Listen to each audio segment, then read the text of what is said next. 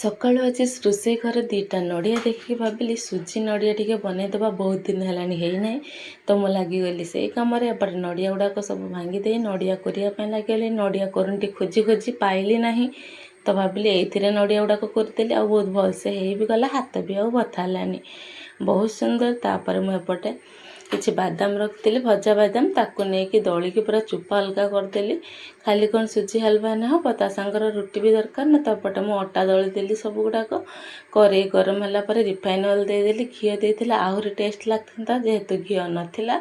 ତ ଅଳ୍ପ ସମୟ ଭାଜି ସାରିଲା ପରେ ବ୍ରାଉନ୍ କଲର୍ ହେଇଗଲା ପରେ ପାଣି ଦେଇକି ଅଳ୍ପ କିଛି ସମୟ ଫୁଟିଗଲା ପରେ କୋରିକି ରଖିଥିବା ନଡ଼ିଆ ଆଉ ବାଦାମକୁ ଦେଇଦେବା, ଆଉ କିଛି ସମୟ ଫୁଟିବା ପାଇଁ ଛାଡ଼ିଦେବା। ତାପରେ ଏପଟେ ମୁଁ ଦଳିକି ରଖିଥିଲି ଯେଉଁ ଅଟା, ତାକୁ ଏବେ ରୁଟି ବନେଇଦେଲି।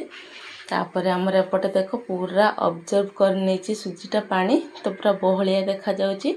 ତାପରେ ଯେତିକ କ୍ୱାଣ୍ଟିଟିର ଲୁଣ ଆଉ ଚିନି ଦରକାର ତାକୁ ଦେଇକି ଭଲସେ ଏପଟେ ମିକ୍ସ କରିଦେବା। ତ ଆମର ରେଡ଼ି ହେଇଗଲା ଏପଟେ ନଡ଼ିଆ ସୁଜିର